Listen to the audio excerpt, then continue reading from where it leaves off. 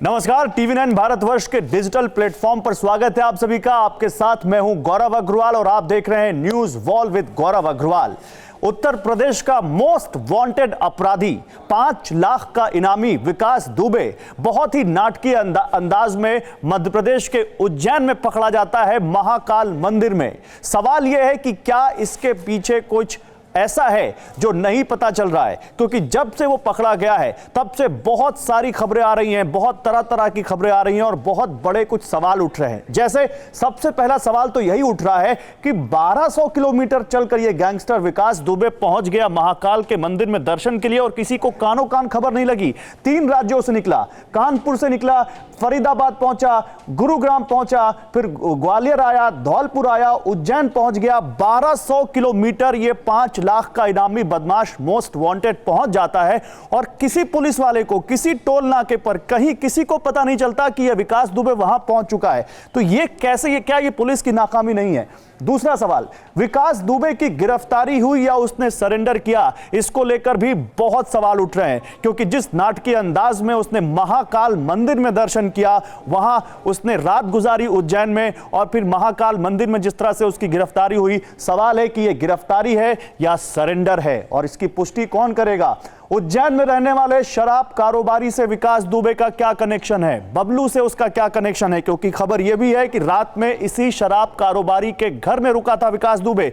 सुबह महाकाल के मंदिर में दर्शन करने गया और वहां से उसको गिरफ्तार किया गया। क्या खाकी और खादी में विकास के गैंग में इससे जुड़े लोग शामिल हैं या विकास के गैंग को इससे जुड़े लोग मदद कर रहे हैं? क्योंकि विकास दुबे ने पूछताछ में बताया है कि कई और दूसरे थानों की पुलिस उसकी मददगार है। ये खुद विकास दुबे ने कबूला है और आरोप ये भी लग रहे हैं कि उसको राजनीतिक संरक्षण मिला हुआ था या हो सकता है अभी भी उसके पीछे कुछ राजनीतिक संरक्षण हो। तो यह भी बहुत बड़ा सवाल है विकास दुबे से जुड़ा हुआ। और क्या सच में महाकाल के दर्शन करने पहुंचा था विकास? वाकई उसका मकसद दर्शन करना था या इसके पीछे कुछ और मकसद था?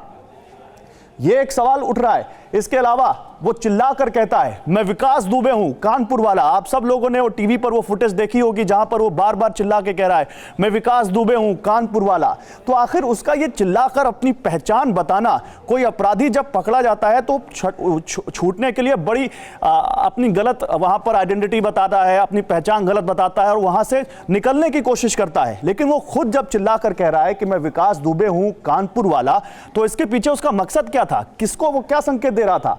और उज्जैन के डीएम और एसपी ने कल रात अचानक महाकाल मंदिर पहुंचकर वहां एक बैठक की। एक दिन पहले, आज विकास दुबे पकड़ा जाता है, उससे ठीक पहले जिले के सबसे बड़े पुलिस अधिकारी, जिले के सबसे बड़े अधिकारी वहां जाते हैं, थोड़ी देर बैठक भी करते हैं। यह भी लोग समझ नहीं पा रहे और इसका भी वो कनेक्शन निकाल रहे हैं इससे। और इसके अलावा गिरफ्तारी के वक्त विकास किसी बंटी का नाम ले रहा था। बंटी गार्ड ने बोला कि हाँ नाम तो ले रहा था, लेकिन हमने उसके ऊपर ध्यान नहीं दिया, हमने विकास दुबे के ऊपर ध्यान दिया ताकि ये दबोच सके, इसको पकड़ सके। तो ये बंटी कौन है और क्या इसको पकड़ा जाएगा? इसकी जांच हो रही है, इसकी छानबीन हो रही है, ये सवाल है। इसके अलावा सवाल ये है कि एक दिन पहले उज्जैन में महाकाल थाने के थानेदार को, थाना इंचार्ज को बदल दिया गया, उनका तबादला कर दिया गया। इसको लेकर सवाल उठा रहे हैं। रिचा, विकास दुबे की पत्नी, 2 तारीख से वो नहीं मिल रही है, वो कहाँ है? क्योंकि वो बहुत बड़ी राजदार बताई जा रही है विकास दुबे की, उसको लेकर सवाल उठ रहे हैं।